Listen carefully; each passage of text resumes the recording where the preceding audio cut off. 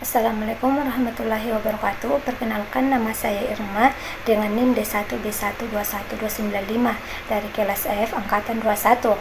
Nah, di sini saya akan menjelaskan mengenai penarikan perbekalan farmasi dan pemusnahan obat.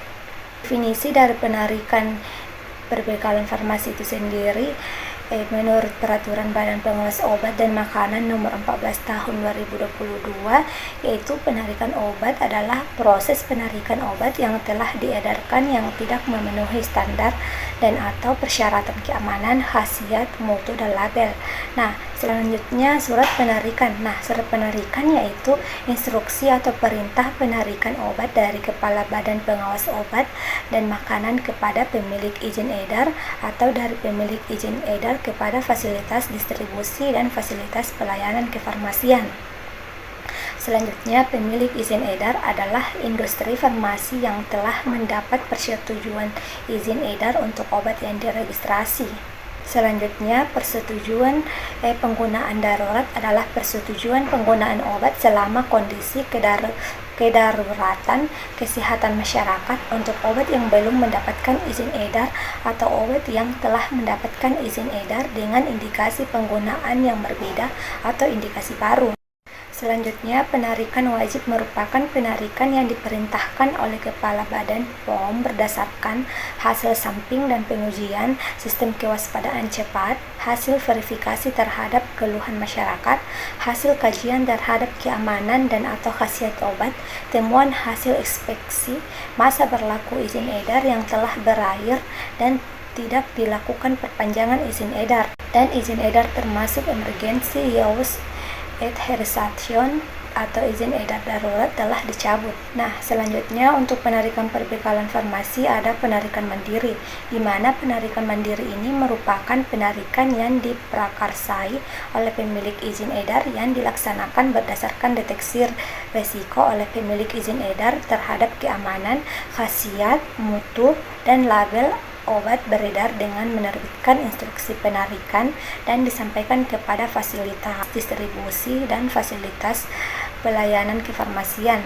Dalam hal akan dilaksanakan penarikan mandiri, maka pemilik izin edar wajib menyampaikan informasi rencana penarikan obat kepada Badan POM, paling sedikit membuat informasi yaitu identitas obat, alasan penarikan, penetapan kelas penarikan, jangkauan penarikan obat dilaksanakan pada fasilitas distribusi di mana meliputi pedagang besar farmasi dan instalasi farmasi pemerintah.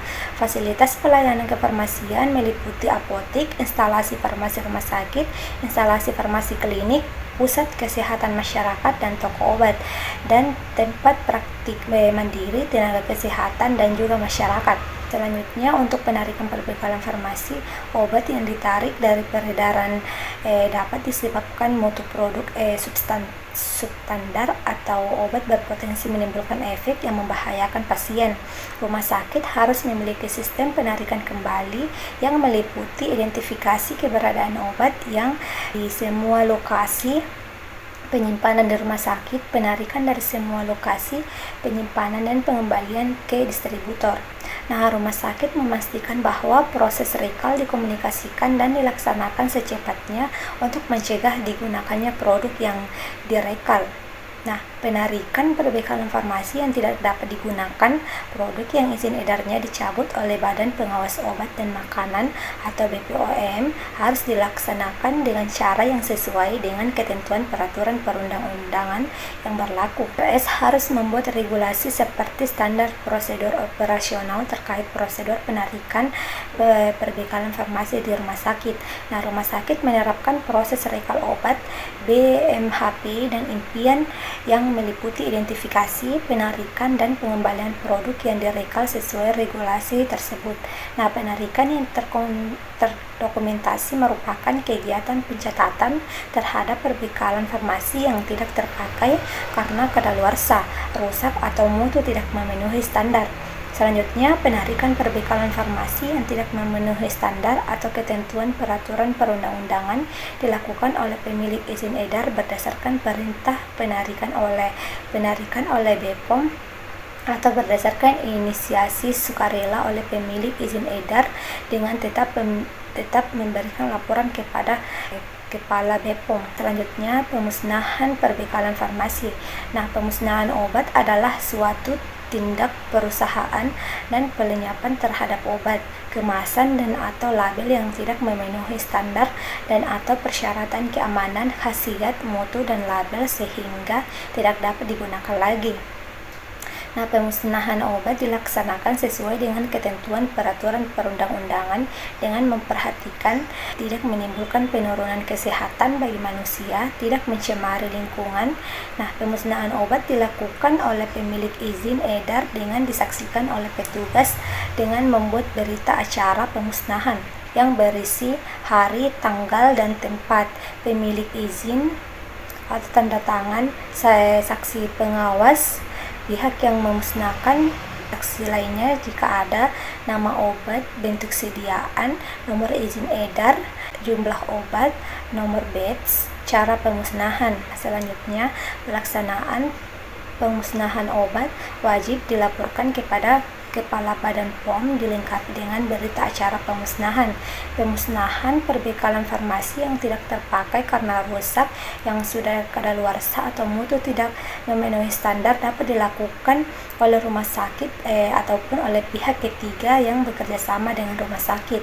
Nah, pemusnahan PF yang tidak dapat digunakan harus dilaksanakan dengan cara yang sesuai dengan ketentuan peraturan perundang-undangan yang berlaku dan kebijakan rumah sakit.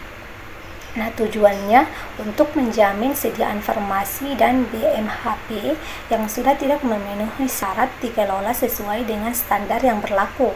Nah, adanya penghapusan akan mengurangi beban penyimpanan maupun mengurangi risiko terjadi penggunaan obat yang substandar. Untuk pemusnahan dilakukan untuk sediaan farmasi, alat kesehatan, dan bahan medis habis pakai, produk tidak memenuhi persyaratan mutu, telah kadaluarsa, tidak memenuhi syarat untuk dipergunakan dalam pelayanan kesehatan atau kepentingan ilmu pengetahuan dan atau dicabut izin edarnya. Selanjutnya, untuk tahapan pemusnahan terdiri dari membuat daftar sediaan farmasi, alat kesehatan, dan bahan medis habis pakai yang akan dimusnahkan, menyiapkan berita acara pemusnahan, mengordinasikan jadwal, metode, dan tempat pemusnahan kepada pihak terkait, menyiapkan tempat pemusnahan, dan melakukan pemusnahan disesuaikan dengan jenis dan bentuk sediaan serta peraturan yang berlaku. Selanjutnya, hal-hal yang perlu diperhatikan dalam pemusnahan. Yang pertama, pemusnahan dilakukan sesuai dengan jenis, bentuk sediaan, dan peraturan yang berlaku. Yang kedua, untuk memusnahkan narkotika, psikotropika, dan prekursor dilakukan oleh apoteker dan disaksikan oleh Dinas Kesehatan Kabupaten atau Kota dan dibuat berita acara pemusnahan. Yang ketiga, jika pemusnahan obat dilakukan oleh pihak ketiga, maka instalasi farmasi harus memastikan bahwa obat telah dimusnahkan. Selanjutnya, cara pemusnahan obat. Yang pertama, keluarkan obat dari kemasan atau wadah asli. Yang kedua, campurkan obat dengan sesuatu yang tidak diinginkan seperti tanah, kotoran, atau bubuk kopi bekas di dalam plastik atau wadah tertutup. Hal ini bertujuan untuk menghindari penyalahgunaan obat jika obat dibuang dalam kemasan aslinya.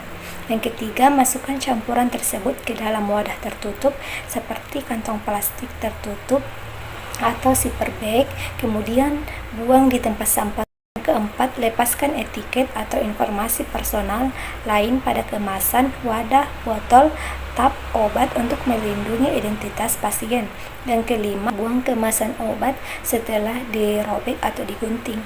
Yang keenam, buang isi obat sirup ke saluran pembuangan air setelah diencerkan, kemudian hancurkan botol dan buang di tempat sampah. Yang ketujuh, gunting tap salep atau krim terlebih dahulu dan buang secara terpisah dari tutupnya ke tempat sampah. Yang kedelapan, untuk sediaan insulin, buang jarum insulin setelah dirusak dan dalam keadaan tutup terpasang kembali.